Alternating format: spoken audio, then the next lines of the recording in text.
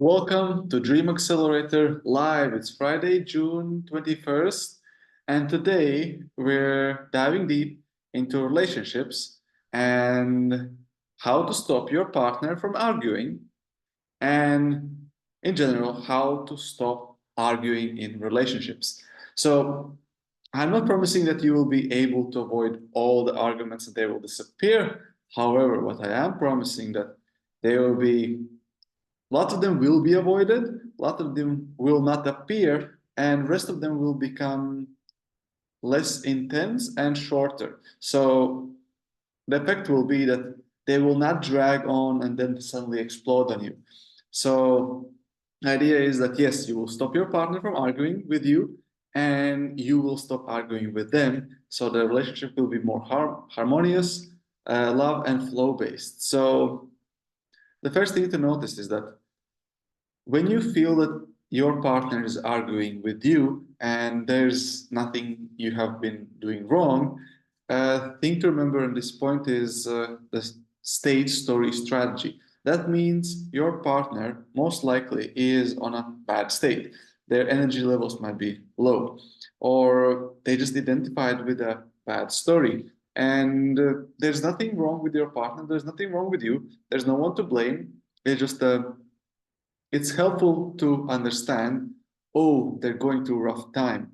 So maybe I can be a bit more caring and more compassionate towards them. Whatever the story is going through their mind, it's based on their state.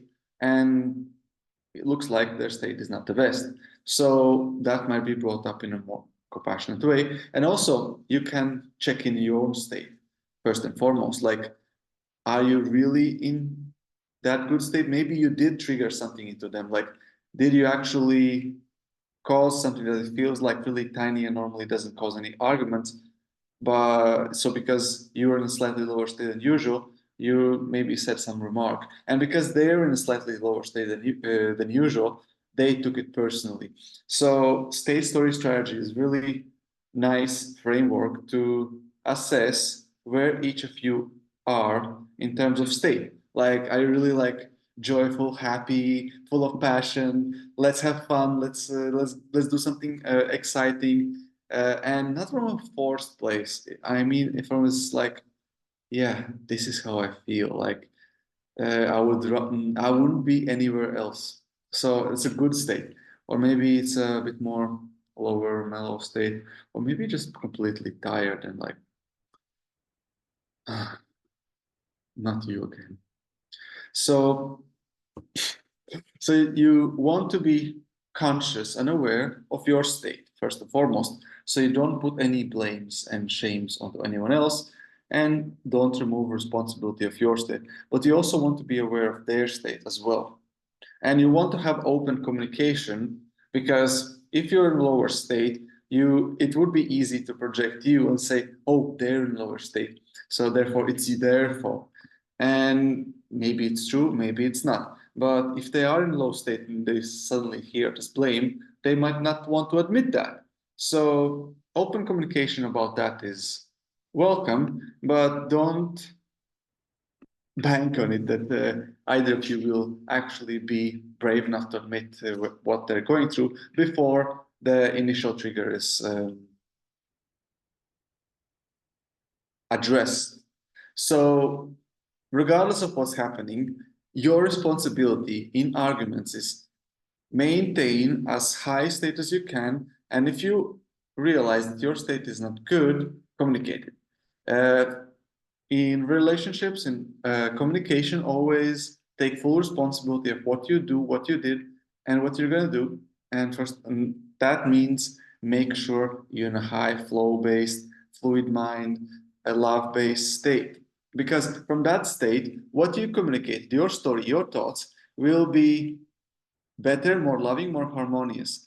And that will help you to get out of the state. Because let's say your partner was in lower state than you were, they took something personal, or they were actually, maybe you were both in good state, but there was some kind of trigger and that brought them to low state. They identified with stuff and now in this like a trigger state, which is low temporarily. And For you to help them to get out of that state, you need to be higher above them, and you need to be the one who's not putting more oil to the fire. You must be, and you get to be the one who's taking responsibility and help the other one to accept the loving state again.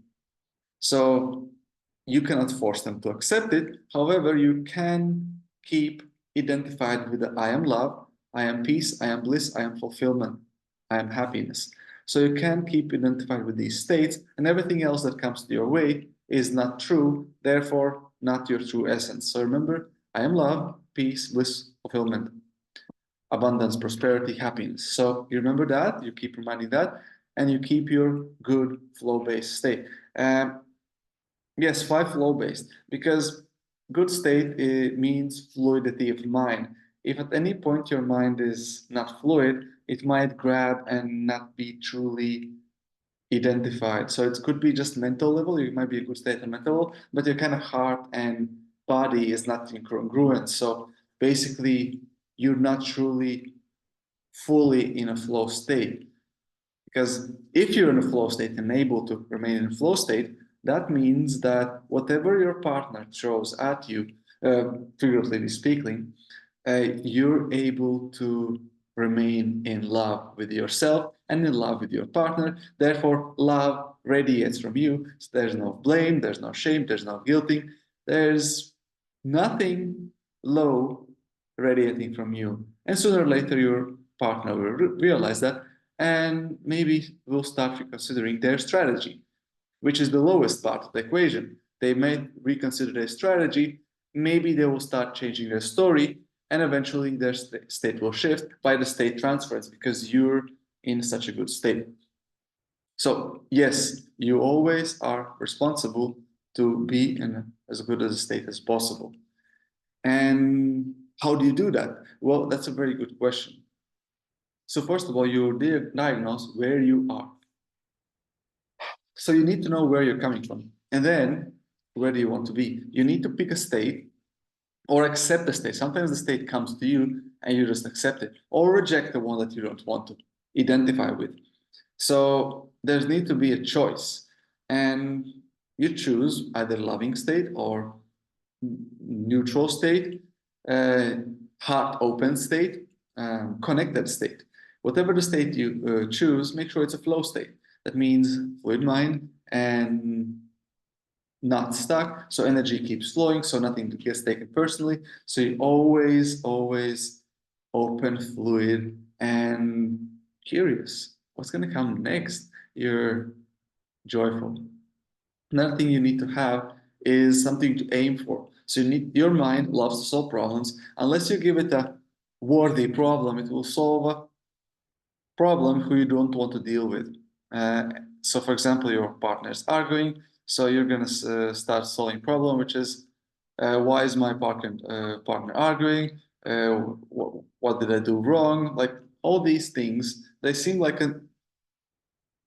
valid questions, but in practice, they don't lead to the valid and profitable and productive answers. What you actually want to focus on is, how do I fall again with my partner again? And how do we have a really playful evening, for example? So your aim is, okay, I want to get to this playful, fun, and really chill evening. Maybe you want to just chill evening. So you aim that. So you need to have some kind of aim. And that aim needs to be important enough for you to go through trouble, resistance, and all kinds of, yeah, I think resistance is the word, all kinds of challenges, because you might be triggered as well. You might need to do something slightly uncomfortable. As the saying goes, cave you fear to enter holds the treasure you seek. Treasure you seek is in cave you fear to enter. So it might not be easy for you. Maybe you need to set your ego aside at some point and tell something is not easy for you to tell. Maybe you'll have to admit your fault that you did actually cause it to a tiny degree. Like maybe it was one tiny percent of the thing you actually caused it, and that triggered your partner, and then suddenly there's this 99% of thing that comes towards you, and you don't feel responsible for that. And if you really want that chill evening, maybe you need to swallow your ego and say, okay, this is uncalled for, and I don't really appreciate having this kind of reaction towards me, but it feels true to me, to my heart, that even though my ego says that my responsibility here is 1%, their responsibility 100%, and therefore I don't want to admit my 1% responsibility till they claim their 99% responsibility. In practice, in my own experience, if I really want that chill evening, I might as well admit that 1% chance because it's aligned with my heart, it's coming from a loving space, and I let them take care of the 99% when they feel up to do it. And in my practice, actually claiming my 1% and admitting my 1%, even even if the moment it feels like I'm claiming their 99% and basically let them off the hook, is not the case. That's the more aligned version. And for you to be able to take that step, you have to have your outcome and goal important enough, or more important than your old ego beliefs. So state, story, strategy, know your state. From the state will come the loving story. From loving state will come loving story, and will come loving strategy. In this case, you feel being blamed for something you feel like you didn't cause, but in retrospect, you kind of, if you look into it, you do see that 1% thing that kind of started the whole thing. If you didn't brought it up, it would have escalated. So obviously there was your contribution, not the blame, but your contribution to the argument. So for you to get to the loving result, you need to take a loving strategy, have a loving story, loving words coming out of your mouth, coming from a loving state. And that's one framework how you can make sure that you stop arguing as soon as possible. It doesn't mean that you take their responsibility off completely or in part. You're just claiming your own responsibility. You're just claiming your own stuff. That doesn't necessarily excuse them for what they basically doing, all the blaming and all these things. No, it doesn't excuse from that. However, it does allow them to see their responsibility when they don't feel blamed by you, which is basically they don't feel the blame from themselves. Because what's actually happening for them in that scene is if they're blaming you for something you did and it feels like literally out of proportion, what's happening for them is actually they're blaming themselves so much that they're not able to actually see how much they blame themselves, and they will not see it if you point it out. It's not productive for you to point out, you're blaming yourself, I'm not doing anything. Especially if it comes from this kind of like, from judgmental place, which is easy to come from when you're feeling slightly triggered yourself, or you're not completely in your heart. And if you're really truly in your heart, it's not that hard to say, yes, I did trigger you. Yes, I did say this thing, and I'm sorry about that. I didn't mean that. And from that space, there is no ego. It just comes. Because you see what's happening to them, and you see their state is not the best. And because I love this person, why wouldn't I admit that I did trigger them? Even though it was unconscious, even though it wasn't meant like that, and it didn't even notice that they're in this low state and they're more vulnerable than they when I thought they are. And it's fine. So connected with the card is one thing that helps you to get into this loving state. Because what happens? State comes first. The story is the one that gets us fucked up. Story is the thing that gets us stuck. Because mind loves solving problems, and if you're stressed, once you get these emotions coming, you see how the brain works. You have these instincts, which is a lower part of the brain. Then you have emotions. Basically, decisions come from emotions. And then you have on top logic and decision making and thinking. And when the emotion comes, you have all the instincts. Should I run away? Should I do something? all the emotions, I feel them already, and only then all the rational comes in. Only then what's happening, like, am I being attacked here? And all the stories come in. And the story is the thing kind of wrapping is the most, it's the less intelligent one, but it's also the one that gets more affected by the state. So it's kind of a servant of your state. And quite frequently, it's not serving you at all unless you're in good state. So another aspect is in this, I want to bring in your own personal responsibility for being participant in this argument. So if you are participating in an argument, that means you attracted it in some way, shape, and form into your life, either past lives, or this life's karma, some kind of karma, some kind of lesson to be learned. So you might as well accept it that you're having this argument because there's something you need to learn. Sometimes the boundary issue. Sometimes you need to say, I don't want this, I don't accept this, and I'm gone. So whether it's I'm going out of this room, whether it's I'm breaking up, like whatever the action, whatever the lesson, or I'm realizing that I actually did hurt them by not seeing their boundary and violating their boundaries. So I need to be aware of their boundaries and my boundaries. And suddenly, somehow I violate or both boundaries. So whatever the lesson is, you're there and you're responsible for being there for your part of it. And another thing that how you could have caused it is you imagined it.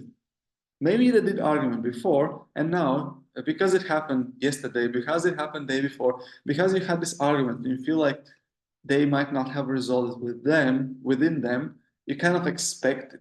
You kind of have these thoughts. Maybe they still hold a grudge for me. Maybe so. If you have these thoughts and if you entertain them, how are you imagining them? How were you imagining them before you came into contact them? Were you expecting them to be like not only in mind but also in heart, so fully in your mind, body, heart? So how did you relate it to them in your mind, in your heart? Did you relate to them as being the most loving person in the world and most amazing person you could come into contact with at this specific conversation? Did you held this image of them the whole time between now and the last time you had the interaction? Did you keep on holding this image even though they seem not to be appearing this way? So your imagination of them is creating them.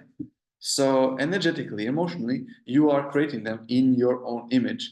And you have to be well mindful to notice how are you creating this argument. Maybe they said something, maybe you were already arguing with them in your mind, and that physical argument came as reflection and manifestation of your argument with them. So because you already started arguing with them in your mind, so prepared to resolve this argument, so your mind is already solving this problem. And therefore, because you're already solving this argument with your mind, obviously said something subconsciously that triggered them, and therefore brought up manifested the argument. So yes, be mindful of your own thoughts about yourself, about them, and how do you see them. And the next thing is perspective. How do you see them? Do you see them someone that needs to be saved? Do you see that someone is triggered? Do you see them someone is the most loving and amazing person in their lives, and maybe they're going some struggle somewhere, and I just need to find. I actually don't need. Uh, I'm here blessed to help them to see how amazing they are, and I get to do that, and I get to empathize with them. I get to feel their emotions, and how blessed I am to be there. How do you see them truly? And once the argument happens, do you really argue back? Do you kind of, when the argument starts flowing down, I know I'm guilty about this. Like, this is one thing I kind of love doing. Part of me loves doing it.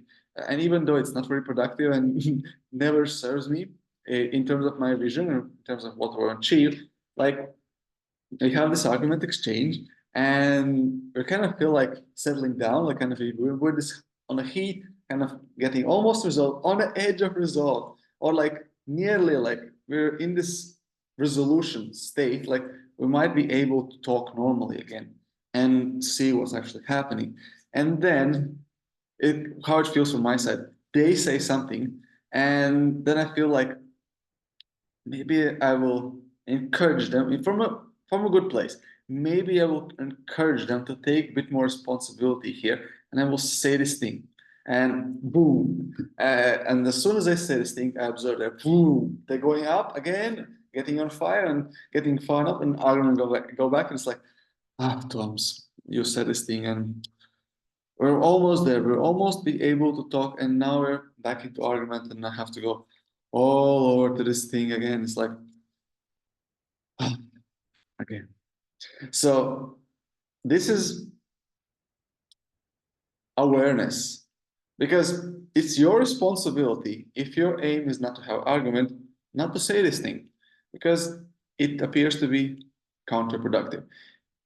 And it's not about not saying things and not asking them to take responsibility. It's about being connected to your heart and saying things only if and only when your heart says, this is the thing they need to know. And really, from your heart space, honey, love, whatever the nickname you have for your partner, I feel that this is the thing that's happening to me. And I feel that, so basically, come from a place of pure love and basically not put any blame, shame, or anything that could be interpreted as blame, shame from them on them. So they see your compassion in your state and they're able to connect to it. And that means taking personal responsibility. If you do put fuel into a fire, well, then deal with it. Take responsibility for it and don't do it if you don't want to have arguments. If you really don't want to have arguments, then don't ask them to take responsibility. Like in a judgmental way or when they're in a triggered state, let them see it for themselves when they're in a good state. You can have the talk, but not when they're still very triggered and low state. They're already struggling with so many things. Taking responsibility might not be the easiest thing for them to do. Or maybe see them as someone who can take that hard thing and say it as it is, unapologetically. That's another strategy, but it comes from this pure love space. I know you can take it, and I'm gonna say this, but from a pure love space, not because I want to hurt you, but I feel like this is what you're going through, and so basically, you still can say that thing you feel like saying thing, but you will say it in the most aligned version to you, coming from pure love in your heart, from a fluid state of mind, and releasing all the attachments, all the stories from your ego. So, how do you see them? Do you see someone that needs to be saved? Do you see that someone's need guided? Or you see them as equal and you can tell them the thing that you need to tell them. Or you feel like, well, I don't have anything to prove. They can see it for themselves. They will see it for themselves. There's nothing more to do here. Let me just love them as they are. Again, state story strategy. I choose to be loving towards themselves, and I choose to be loving towards them, and I choose to imagine them loving regardless of appearances. So imagination is big thing.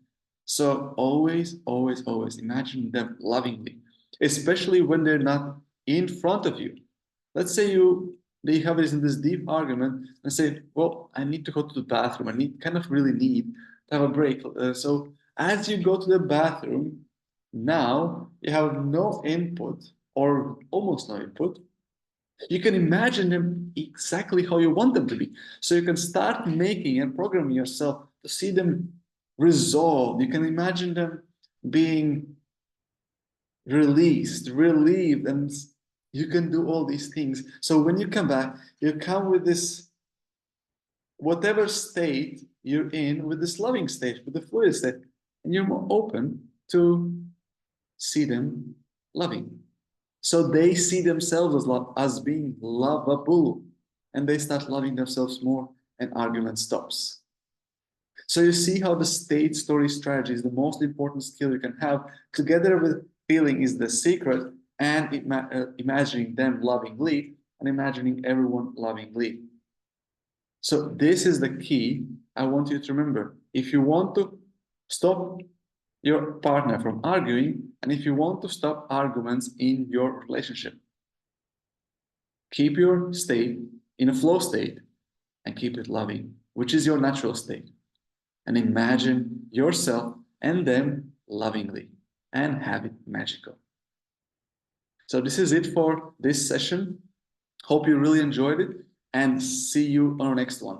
And if you want to ask me live questions or pre-submit them so I can answer your questions for you,